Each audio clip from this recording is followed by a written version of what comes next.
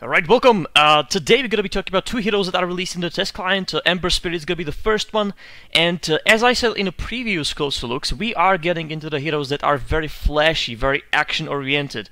This hero does more action, at least it seems like it's more action, than the whole team against you. It's very flashy, it's very jumpy, and these heroes are definitely interesting, kind of different from the core heroes with like a stun, passive ability, passive ability.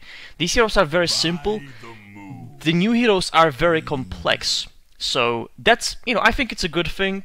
I think it's a variety of gameplay, plus of course you can't just play hero with the passives. So let's start with a closer look. We're gonna be talking about the skills, we're gonna be talking about some itemization, because itemization kind of leads into some certain skill uses with this hero.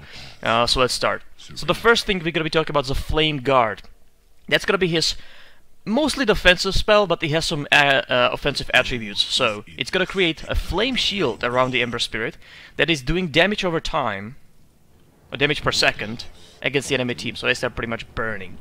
The other aspect of this spell is that it has a magic shield. It absorbs magic damage. Right now on level 4 it's 500. This usually was the first thing to level up in the days that I played Ember Spirit, which is like 2011 and early 2012.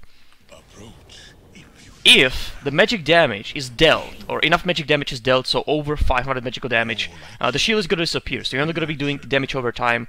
The good thing, of course, it's instant shield, so if there's a stun flying, you can just activate it. It's gonna happen pretty much instantly. There is animation, but it's like a running animation. It's millisecond wise, so you basically cancel it almost with a running. It doesn't have to fulfill the whole visual animation of this. Alright, so that's the spell, pretty simple, but the effectiveness is of course very obvious. And another spell is Searing Chains. This spell, around Ember Spirit, creates a disable. If you're gonna cast it, or gonna cast a disable. The disable is gonna be on the nearest units. So it can be also on the creep, so you have to be kind of careful. If there's an Enigma, casting Black Hole, you may miss it, because this gets 2 units.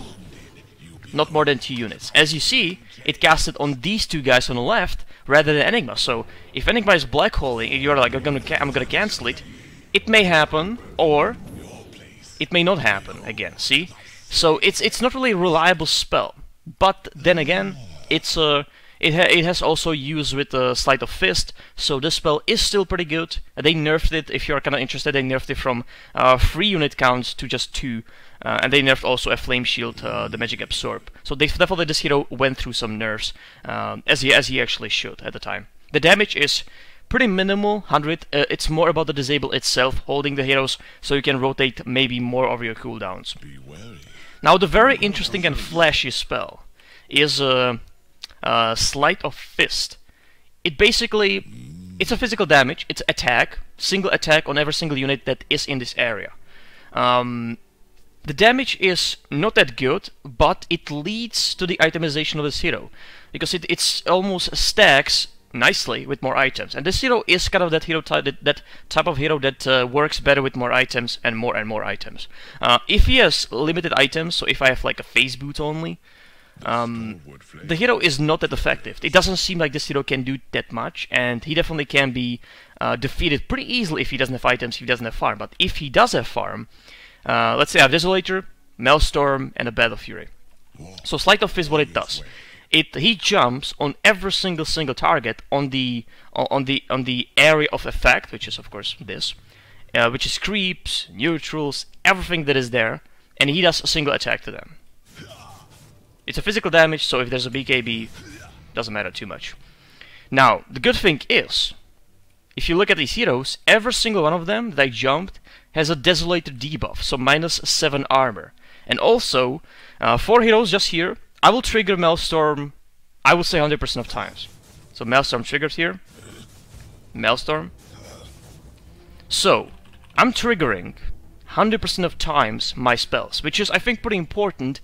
That's why the itemization of this hero is kind of important, because it leads to a better hero, better outcome, better damage outcome. A Sleight of Fist, the cooldown is 6 seconds, so later on this is spammable and very useful with items ability. And also with the Battle Fury, of course, there's a splash damage. Pretty significant. So if there's like a black hole, and you are jumping into the Sleight of Fist, you're doing very, very decent damage. These are battle heroes with hearts, with 3000 life.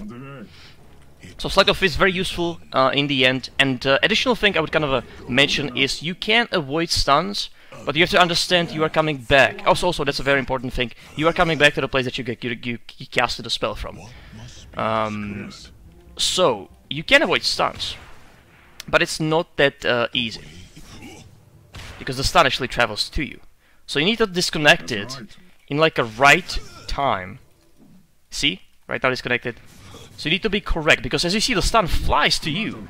So when it flies to you, and you are right here, it still travels to you, so you need to disconnect it in a right range, right timing.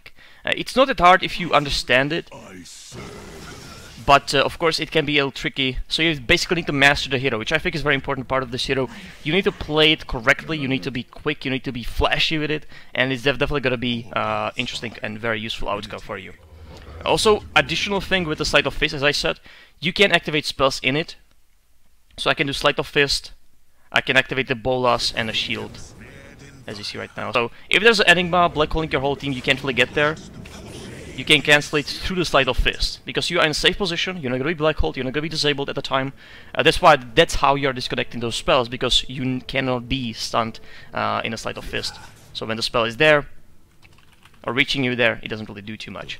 So that is Sleight of Fist. The last thing is ulti, which is definitely interesting, and it was completely overpowered at the time when this was released. It was glitched, so this was doing around 1500 damage after magical reduction, because it was glitched. So everybody was picking this hero in Dota 1 the first few days, because it was insane. Right now, it's pretty much fixed. So what it does, it creates a remnant of this hero, obviously. And with another skill button, another hotkey, you can get there. Okay. Interesting fact also is you can create, of course, 3 of them, as you see, that's the maximum, and it recharges. Every 45 seconds you're gonna get the recharge, so you see right now, you actually see the indicator of how long it's gonna take to create the 3rd one again. I'll give you the 3rd one. The duration is, what is the duration? Can't really see it. I don't think it stays there forever, but I might be mistaken. Usually you are using it. As I said, this hero is very flashy, so you're using it pretty much. Interesting fact is that you're gonna travel if you have 3 of them. You're gonna travel to all of them. See, it's around a minute. It was like something like that. So you're gonna travel to all of them. You cannot really select one or the other. He's gonna jump to all of them on one click. He jumps last to the one you targeted. So it's gonna be, if I target this one, it's gonna be jumping from here, there, I think. So that's the spell. Of course, the use itself is, it differs. So I want to escape, I can use it to get away from my team. So I'm going to cast it, I'm going to activate it, and he's going to travel here, away from stuns, away from the enemy team. Or I'm on low HP, so I'm going to cast a Remnant. I'm going to TP home, and from home, which we can actually do, I TP home, and I can go back to the action immediately. Let's say there's an even fight, which would be even better. So I can again go back to the fight. There are many uses. It's kind of that instant movement. The charges are very limiting. So if you use it as a source of damage, so you cast all 3 of them at the same time, you go in. Right now you're very limited because you don't have ulti for at least 35 seconds. But it's basically the uses on you. Whatever you want to do with that, you actually can. So that's gonna be it with the Ember Spirit. Definitely interesting hero, very flashy, as I said already. Very active. Works better with items, clearly. He can definitely get lost in a game when he doesn't have a farm. I've seen it happening in Dota 1. In Dota 2, of course, we have to see when we're gonna play it, but I think he definitely can get lost when he can't really farm. So I'm gonna try to play him probably on a mid, just so I can kind of assure myself some decent farm. So it's gonna be the first hero, Ember Spirit. We gotta go to the next one immediately.